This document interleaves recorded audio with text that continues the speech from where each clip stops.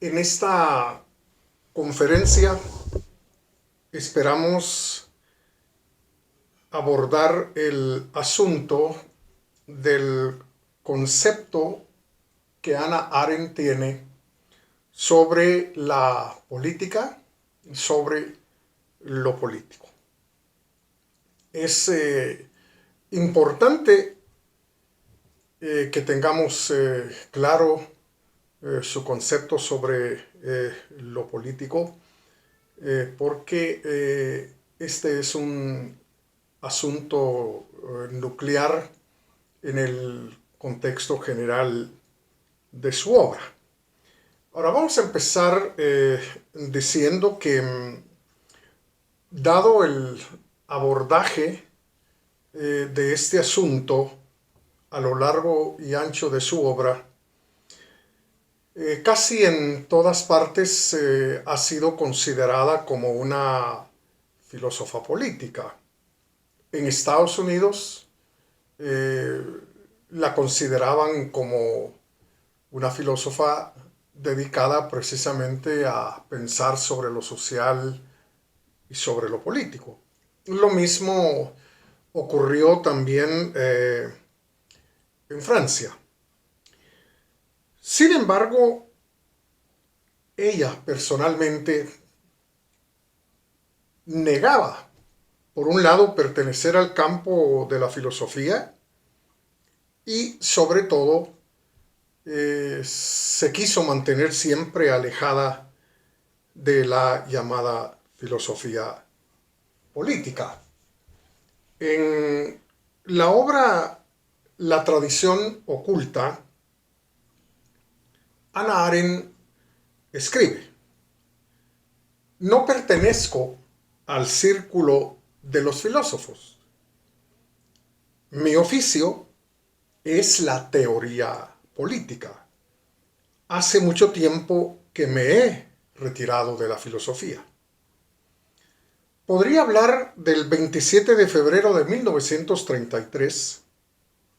Fue para mí un golpe inmediato y es a partir de ese momento que me sentí responsable. Pero se trataba de una cuestión política y no personal. En primer lugar, aquello que en general correspondía a la política se ha convertido en un destino personal.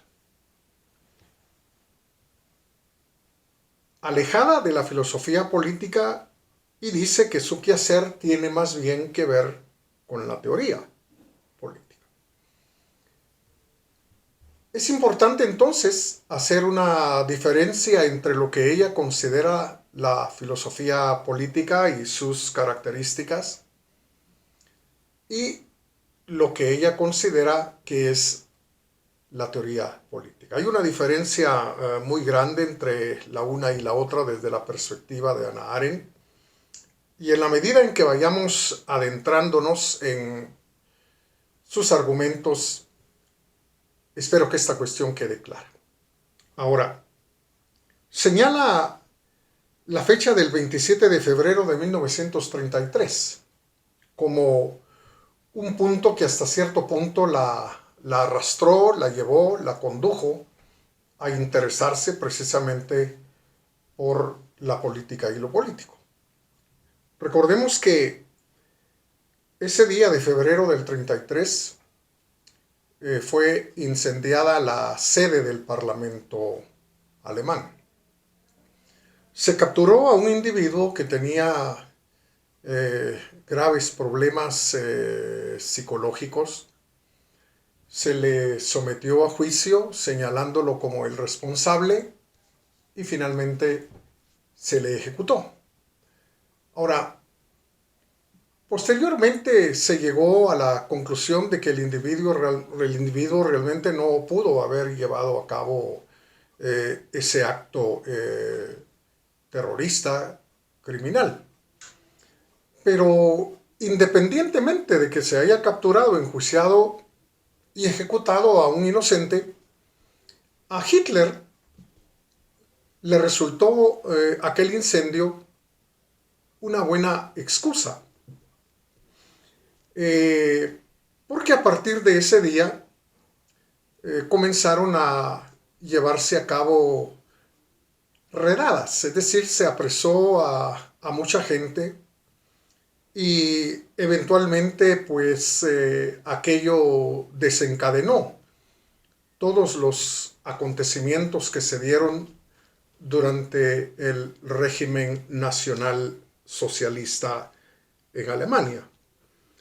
Hannah Arendt siempre consideró este acontecimiento y todas sus derivaciones como una total ruptura en la historia de Occidente.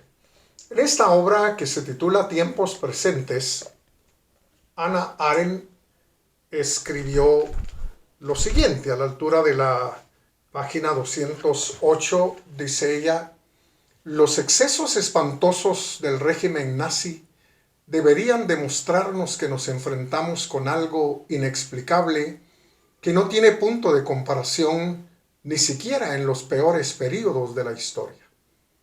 Nunca, ni en la antigüedad, ni en la Edad Media, ni en la modernidad, la destrucción fue un programa bien formulado, ni su ejecución un proceso minuciosamente organizado, burocratizado y esquematizado. Lo ocurrido en Alemania durante el régimen nazi fue pues para Arendt un acontecimiento completamente nuevo, podríamos decir, que Occidente no había experimentado jamás.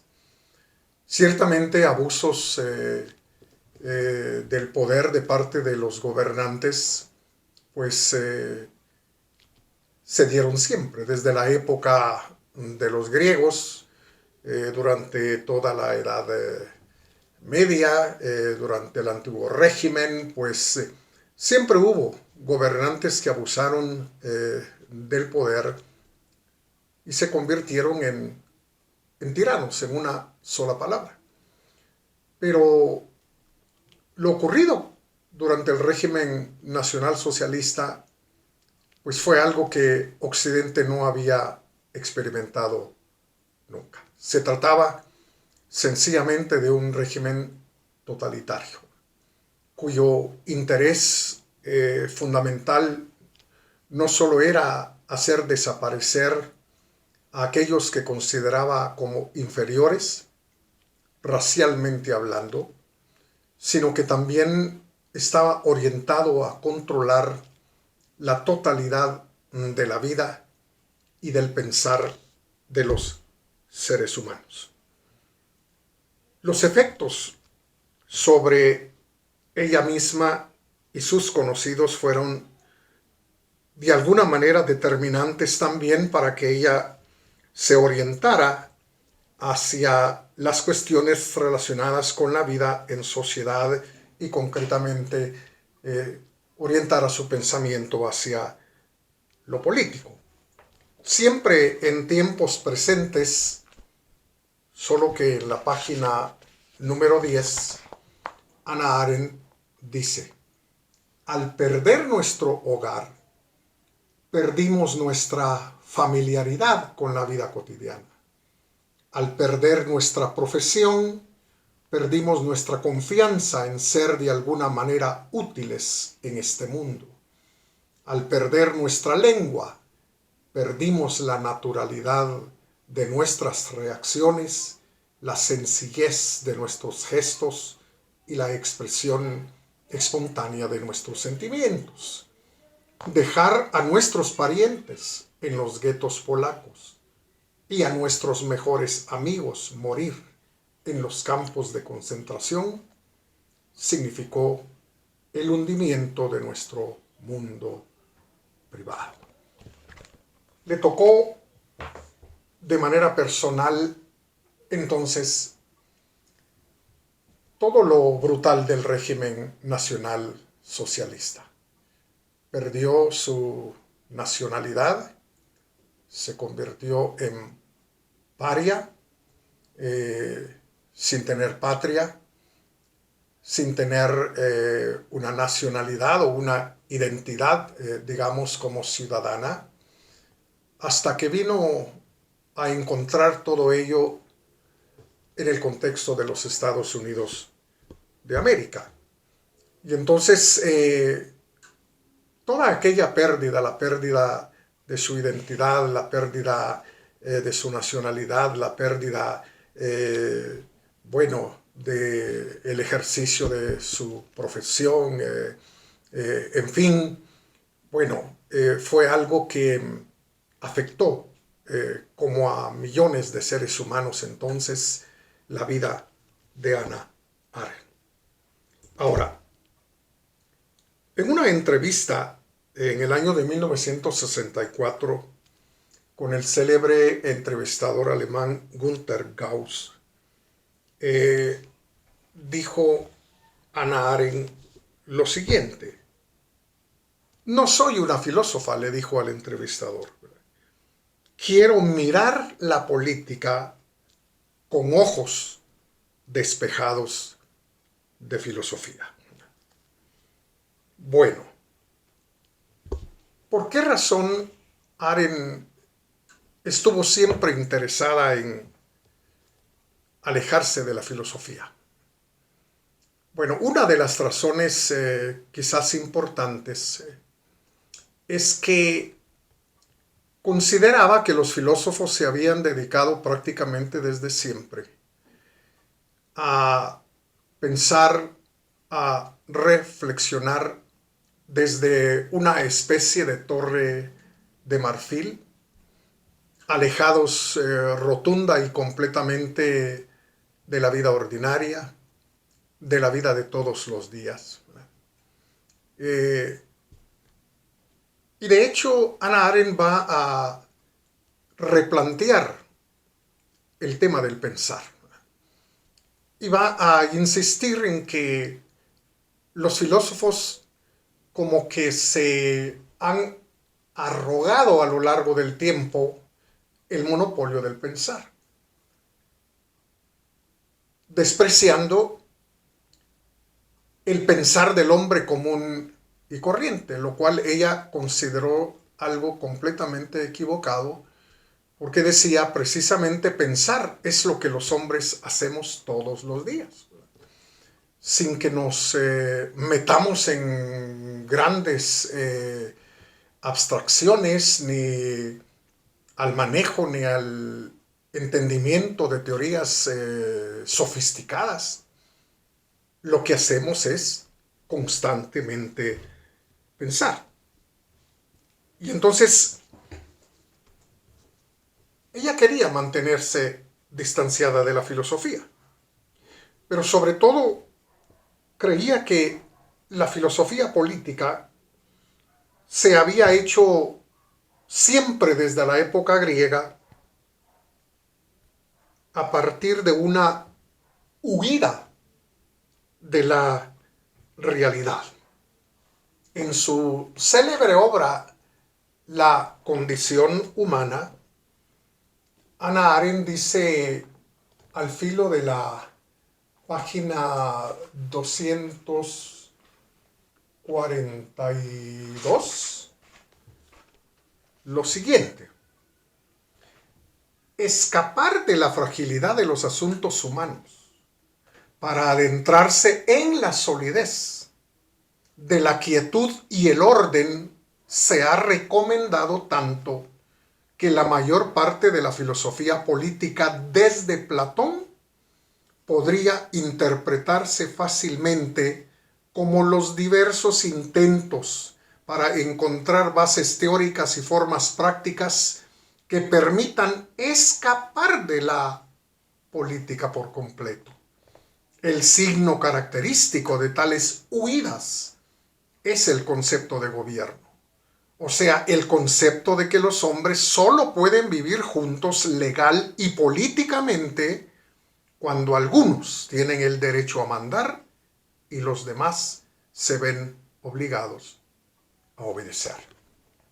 Desde Platón, asegura Arendt, hasta el día actual, la filosofía política ha sido un reflexionar y un analizar lo social y lo político desde lejos. Si hay que recordar en este caso la famosa alegoría de la caverna. Como lo recordamos en esa alegoría, Platón expone su idea del mundo humano. Los hombres en términos generales son vistos como esclavos, esclavos que están amarrados a sus sentidos, teniendo como dato inmediato lo que Platón considera sombras, lo que Platón considera que no es la verdadera y auténtica realidad.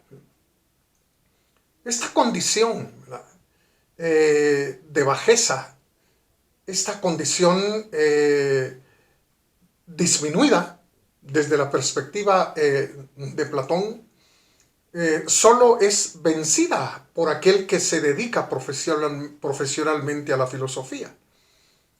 El filósofo es precisamente el que es capaz de salir de la caverna, abandonar el mundo de las sombras, el mundo de las experiencias, el mundo de las opiniones, para elevarse por su propia capacidad intelectual al mundo de las esencias, al mundo de las sustancias, al topos uranos.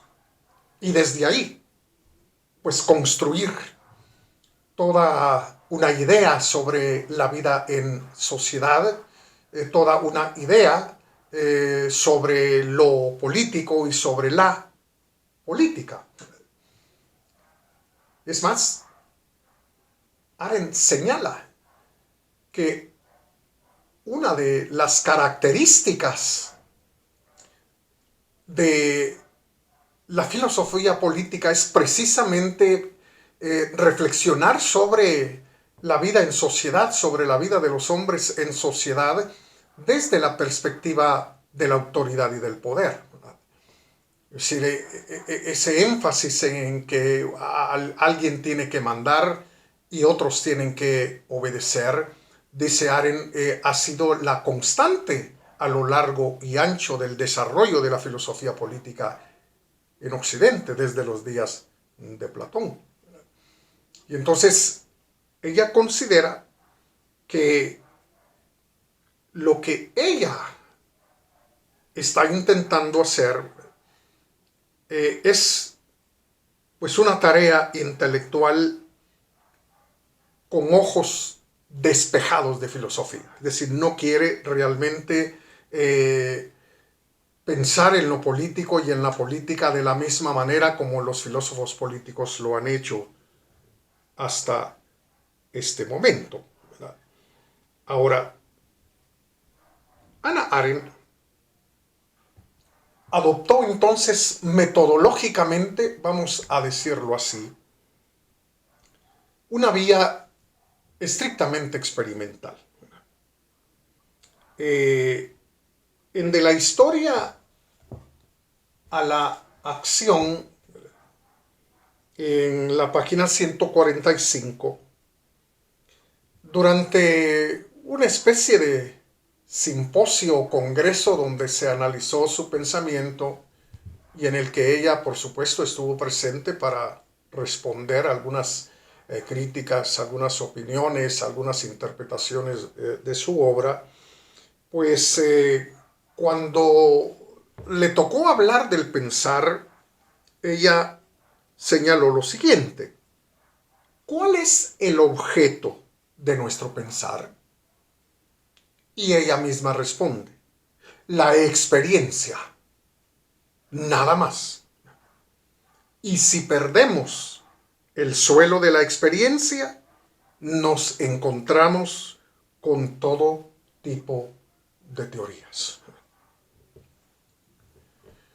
Insisto, si queremos hablar, digamos, de una especie de metodología, tenemos que decir que metodológicamente hablando, Arendt se queda con la experiencia, pero No hay por qué adentrarnos, digamos, en el mundo complejo de la epistemología para hablar del racionalismo, del empirismo, del intelectualismo y ese tipo de cosas. No, cuando ella habla realmente de la experiencia, está hablando de la vida de todos los días.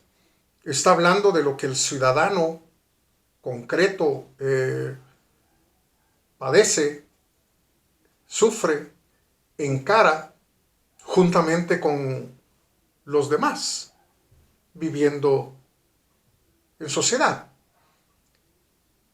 Y entonces resulta que si abandonamos, dice ella, ese contacto con la experiencia ciudadana del día a día, si nos alejamos, digamos, de esa vida cotidiana, entonces nos vamos a encontrar con todo tipo de propuestas eminentemente teóricas, completamente ajenas a la experiencia del ciudadano común y corriente. En el prefacio a Entre pasado y futuro, Hannah Arendt escribió: creo que el pensar como tal nace a partir de la experiencia de los acontecimientos de nuestra vida y debe quedar vinculado a ellos como los únicos referentes a los que puede adherirse. Bueno, aquí está lo que decíamos hace algunos minutos, un replanteo del término pensar, ¿verdad? Mientras que los filósofos han asegurado que el pensar es encumbrarse a grandes alturas de carácter intelectual, recurrir a abstracciones, elaborar modelos de la vida en sociedad, alejados rotundamente de la experiencia del día a día. Arendt cree que el pensar, es decir, esa actividad que llevamos a cabo siempre los seres humanos, bueno, nace a partir del contacto que tenemos con el acontecer diario. Es decir, los ciudadanos no pueden evitar tener pensamientos acerca de quienes le gobiernan. Los ciudadanos no pueden evitar tener pensamientos acerca de los precios, acerca de la corrupción gubernamental, acerca de la falta de empleo, acerca de por qué no pueden mejorar sus condiciones de vida. Y por supuesto todo eso se convierte en las charlas que se llevan a cabo en la sobremesa, en los restaurantes, en los parques, en los autobuses. Es decir, es imposible, pues, que los ciudadanos, que el hombre de a pie, como se dice común y corrientemente, no pueda evitar, pues, pensar sobre aquello que le afecta, sobre aquello que está viviendo todos los días. Y entonces aquí ya tenemos una diferencia muy, muy, muy importante entre la filosofía política y la teoría política. Mientras que la filosofía política se hace desde lejos, se hace completamente separada de la realidad. La teoría política, como toda teoría, tiene que estar estrechamente relacionada con esa experiencia de la vida del ciudadano todos los días. Y aquí, ese pensamiento que nace, que surge, digamos, a partir de lo que se vive en el día a día, para Arendt significa un volver a comenzar, un establecer de alguna manera un nuevo inicio en el pensar. Es decir, cada ser humano pues da lugar, da pie al diálogo sobre las cuestiones que le afectan, diálogo con los demás, compartiendo de algún modo diversas perspectivas, diversas interpretaciones, en conformidad a cómo le va a cada quien con los acontecimientos del día a día. Entonces, entendemos, creo yo, ahora de mejor manera el rechazo de Hannah Arendt y sus sospechas respecto al trabajo de los intelectuales. En una carta a quien fuera su marido, Heinrich Blücher, fechada 5 de mayo de 1955, ella le decía: de vez en cuando debemos tratar con los intelectuales para darnos cuenta de a dónde no queremos volver bajo ningún concepto. La cuestión es que, desde la perspectiva de Hannah Arendt, la intelectualidad fue altamente responsable de lo ocurrido en Alemania, de lo que ocurrió también en la Unión Soviética comunista, de lo ocurrido prácticamente durante los regímenes totalitarios en el siglo pasado. Por ello ella dice: debemos de vez en cuando tratar con ellos, con los intelectuales, para darnos cuenta a dónde no queremos volver bajo ningún concepto. Entonces, quiere alejarse de esa intelectualidad responsable de la instalación de los regímenes totalitarios, que junto a la chusma, porque esa es la expresión, digamos, que ella utiliza, pues dieron pie a los desmanes, a los abusos del totalitarismo.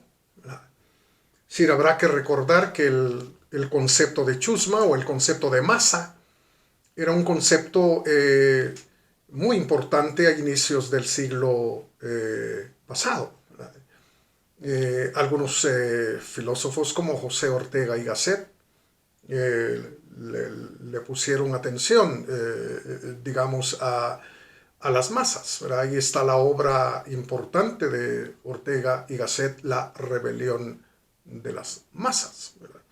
Entonces, Arendt también está convencida, digamos, de que ese lugar de las masas, el movimiento masivo y una intelectualidad irresponsable, pues fueron de algún modo dos de los factores que dieron origen a los totalitarismos durante el siglo XX. Ahora, estos intelectuales pusieron realmente al servicio del no pensar todas sus capacidades, y por lo tanto eran incapaces de enseñar prácticamente nada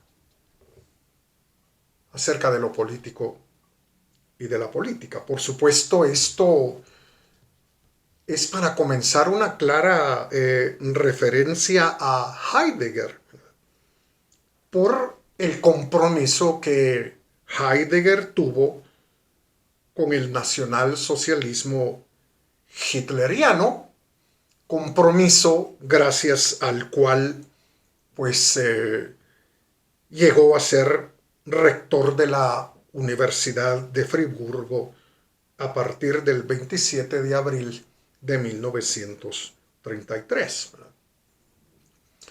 Mucho se ha discutido la relación de Heidegger con el nacionalsocialismo.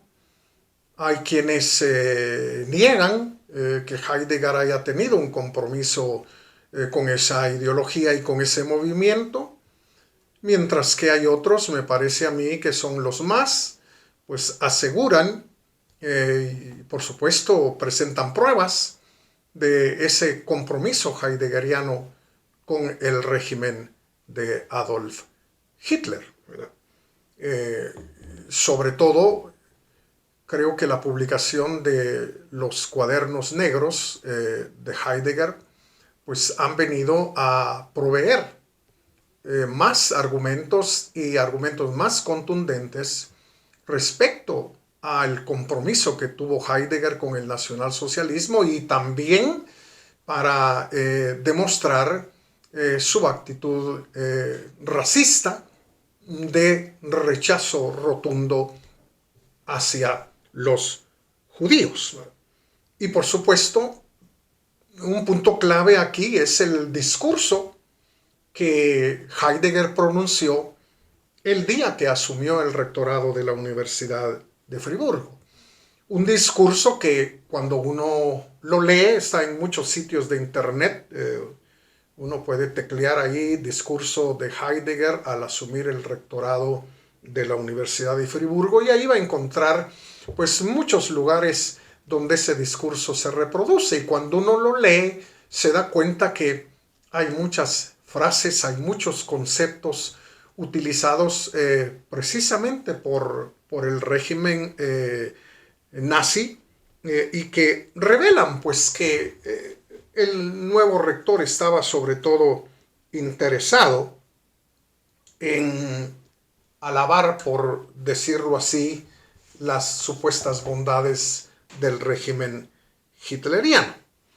Ahora, alguien que leyó el discurso de Heidegger fue Benedetto Croce. Después de haber leído el discurso, Benedetto Croce pues envió una carta a Karl Vossler con fecha 9 de septiembre de 1933, donde Croce dejó asentado lo siguiente.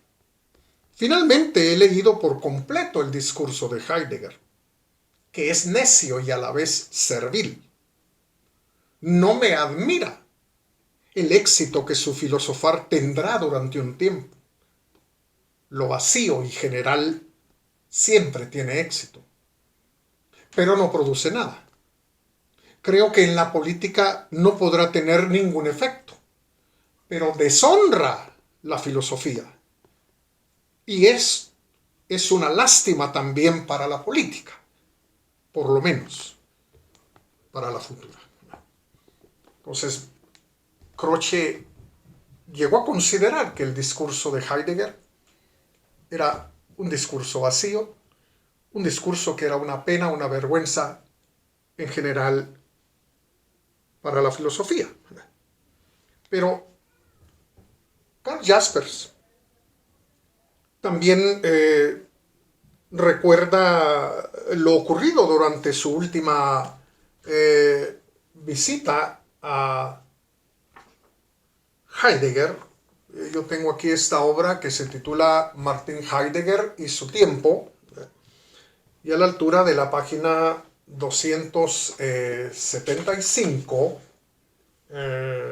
vamos a ver, página 275, Jaspers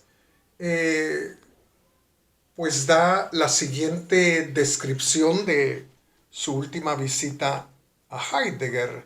Dice él, el propio Heidegger parecía transformado. El nacionalsocialismo se había convertido en un delirio de la población. Me quedé paralizado ante un Heidegger que estaba poseído él mismo por el delirio. No le dije que estaba en el falso camino. Dejé de confiar en su esencia transformada y sentí en propia piel la amenaza ante la violencia en la que Heidegger participaba ahora. El mismo Jaspers pudo percibir, digamos, en aquella última charla que tuvo con Heidegger, ese compromiso personal, ese delirio, como le llama él, por el régimen nacional socialista. Ahora, llegó un momento en el que Jaspers le preguntó a Heidegger cómo era posible que un individuo como Hitler gobernara a Alemania. Siempre en esta obra, Martin Heidegger y su tiempo, a la altura de la página 276, dice Jaspers, ¿cómo puede ser gobernada Alemania por un hombre de tan escasa formación como Hitler? La respuesta que recibió de parte de Heidegger fue la siguiente. La formación es indiferente por completo. Mire usted solamente sus preciosas manos. Es decir, Heidegger estaba profundamente impresionado. No hay para dónde. Con Hitler, con su proyecto, con su discurso, con sus actitudes. Ahora bien, ante todo esto, Hannah Arendt le escribió a Heidegger pidiéndole explicación acerca de lo que se oía acerca de él y de su compromiso con el nacionalsocialismo y su admiración por Hitler y su alejamiento, digamos, de los judíos que estaban en el entorno de la universidad. En la página 302 de Heidegger y su tiempo tenemos lo siguiente. Dice, lo que a principios de 1933 llega a oídos de Hannah Arendt, a saber que Heidegger se aleja de sus colegas judíos y de los estudiantes judíos. Pues ante eso, Hannah Arendt le pide explicaciones. Y resulta que la respuesta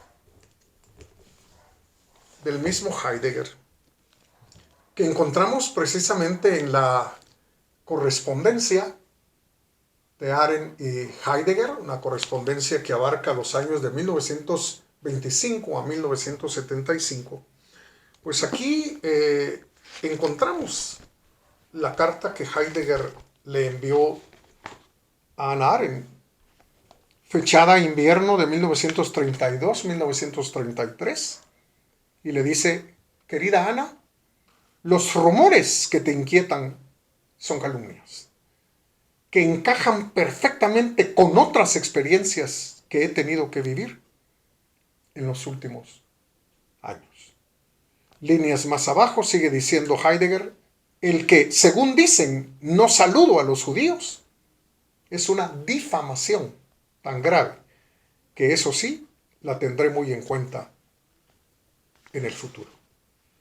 Y la carta va terminando diciendo que todo eso, dice, se debe en primer lugar a que me he topado con una incomprensión desoladora con todo mi trabajo y luego también a las experiencias personales poco bonitas que he tenido que vivir en mi actividad docente. Es decir, la respuesta de Heidegger pues no es la de aceptar su compromiso con el nacionalsocialismo, con el régimen nazi y su rechazo hacia los judíos, sino todo lo contrario. Se autojustifica, haciéndose hasta cierto punto la víctima y le asegura a Arendt que todo aquello pues son calumnias, son cosas negativas y malas que se dicen acerca de él y acerca de su trabajo. Ahora bien, precisamente por esa experiencia con Heidegger como intelectual es que Hannah Arendt va a tener una actitud totalmente diferente hacia lo político y hacia la política. Va a entender de manera distinta lo político y la política. Como ya señalamos, para comenzar, sin alejarse, sin reflexionar sobre ello desde la lejanía, sino más bien partiendo de la experiencia y de la cotidianeidad. Ella se aleja entonces de esa tradición que de algún modo colocó el trabajo del intelectual especializado por encima de toda actividad humana. En su famosa obra La vida del espíritu, en la página 231, Hannah Arendt dice lo siguiente: me he alistado en las filas de aquellos que desde hace ya algún tiempo se esfuerzan por desmontar la metafísica y la filosofía con todas sus categorías, tal y como las hemos conocido desde sus comienzos en Grecia hasta nuestros días. Desmontar tanto la metafísica como la filosofía con todas sus categorías. En el proceso arendiano de desmontar las categorías propias de la filosofía y de la metafísica, tenemos que mencionar en primer lugar la diferencia hecha por Platón entre la realidad y la apariencia, entre la episteme y la doxa. Recordemos que desde la perspectiva platónica, la realidad tenía que ver con el mundo de las ideas, con el mundo de las sustancias, mundo al cual no todos pueden tener acceso, puesto que el único que sale de la caverna para abandonar el mundo de la doxa, el mundo de las apariencias, es el filósofo. Con su dedicación a la contemplación, el filósofo llega a captar la esencia del bien, la esencia de la justicia, la esencia de la rectitud, y por ello se convierte en el único ser virtuoso. Platón sigue la idea socrática de que la virtud es conocimiento, de tal manera que, por ser el filósofo el único virtuoso, debido precisamente a la posesión de la verdad, pudiéramos decir, es que Platón recomienda que el filósofo sea quien gobierne la vida en sociedad, quien tenga la autoridad sobre la vida de todos los seres humanos que conforman la sociedad. Y por otro lado, los seres humanos comunes y corrientes que quedan precisamente en el fondo de la cueva, se supone que por estar amarrados a lo sensorial,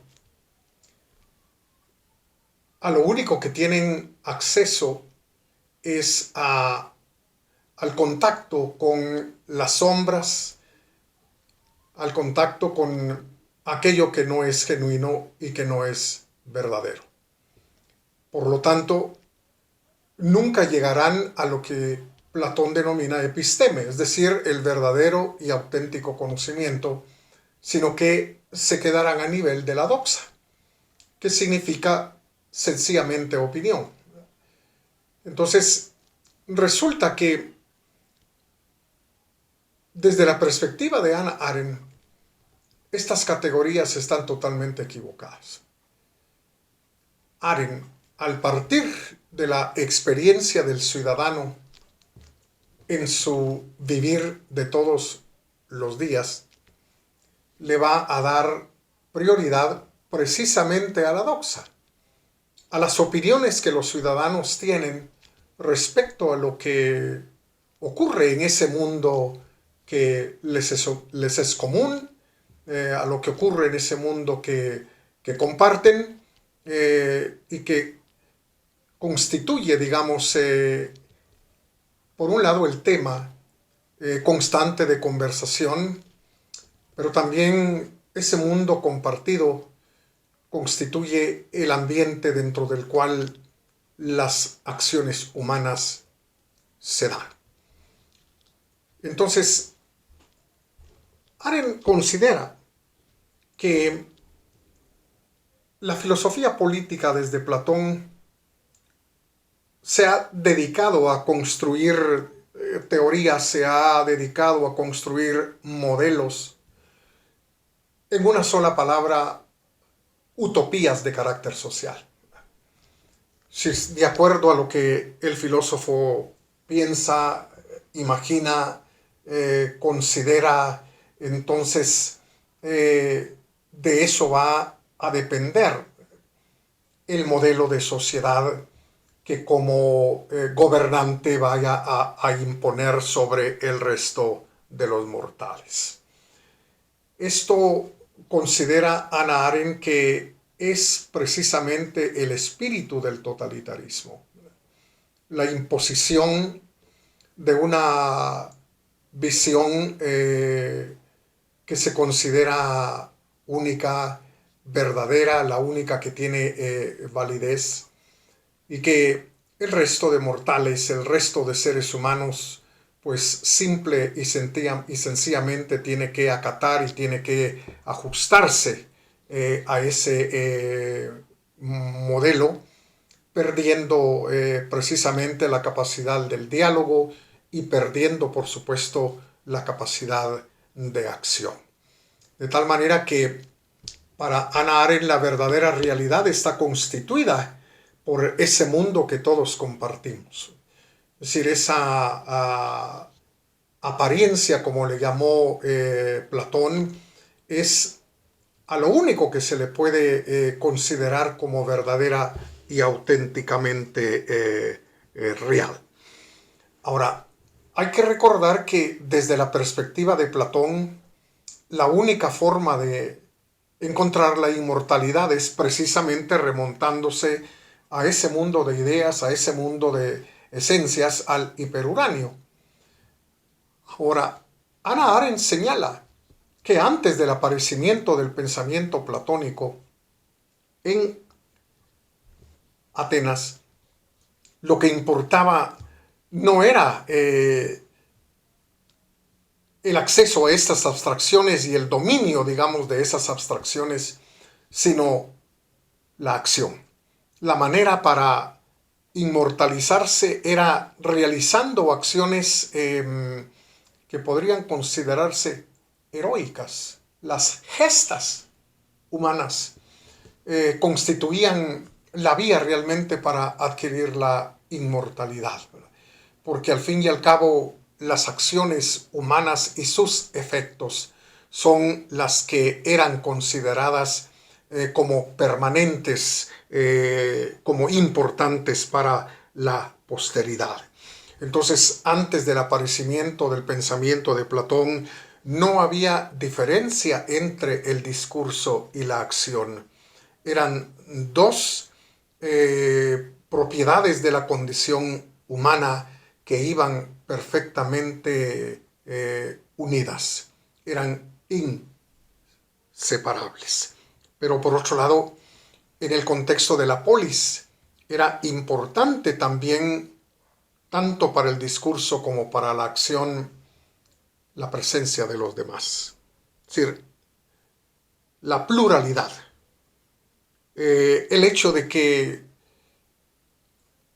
reconozcamos que vivimos entre otros, que el discurso se da y la acción se produce entre otros, de tal manera que es entre los hombres que se va a discutir aquello que es propio del mundo que compartimos, y es entre otros que la acción humana también va a tomar efecto. De tal manera pues que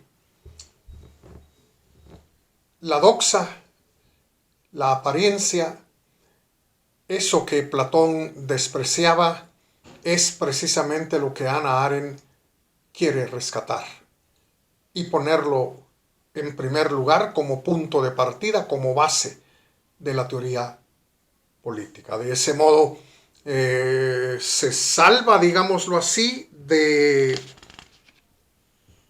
generar un discurso filosófico político para proponer más bien una teoría sobre lo político que consiste fundamentalmente en ese mundo que compartimos en común, sobre el cual podemos hablar, sobre el cual tenemos opiniones, que podemos intercambiar nuestros pareceres respecto a él, y ese mundo en común que compartimos es también el espacio donde la acción humana se da. En la condición humana, en la página 59 y 60, Hannah Arendt dice lo siguiente. Hablando de lo público, dice, en primer lugar significa que todo lo que aparece en público puede verlo y oírlo todo el mundo. Y tiene la más amplia publicidad posible. Para nosotros, la apariencia, algo que ven y oyen otros al igual que nosotros, constituye la realidad.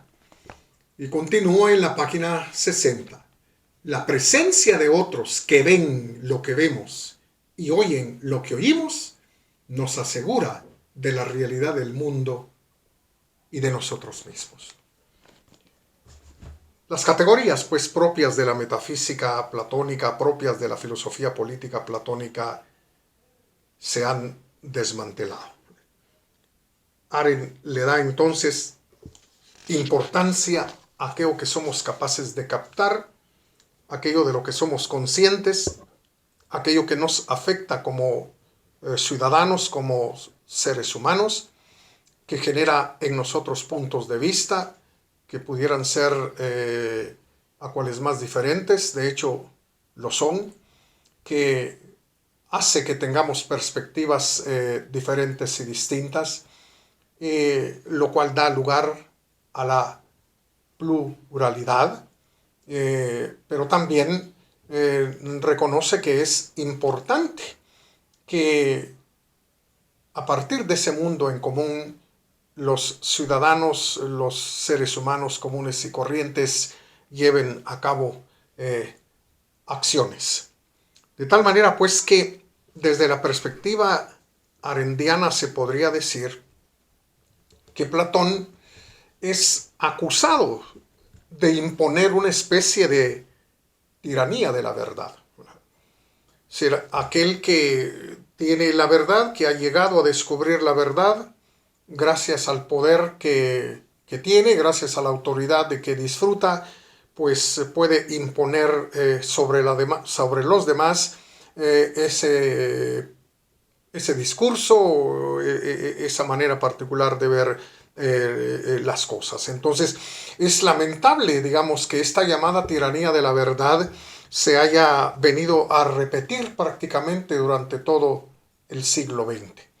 El totalitarismo marxista-leninista en Rusia, el totalitarismo propio del régimen nacionalsocialista, no fueron sino intentos por utilizar el poder e imponer una perspectiva oficial y respecto al mundo, sobre la vida, en fin, sobre todo, y perseguir a los que pensaban de una manera distinta y diferente. En una sola palabra, las tiranías de la verdad vinieron prácticamente a dar pie a los regímenes totalitarios y a oponerse rotundamente a la pluralidad.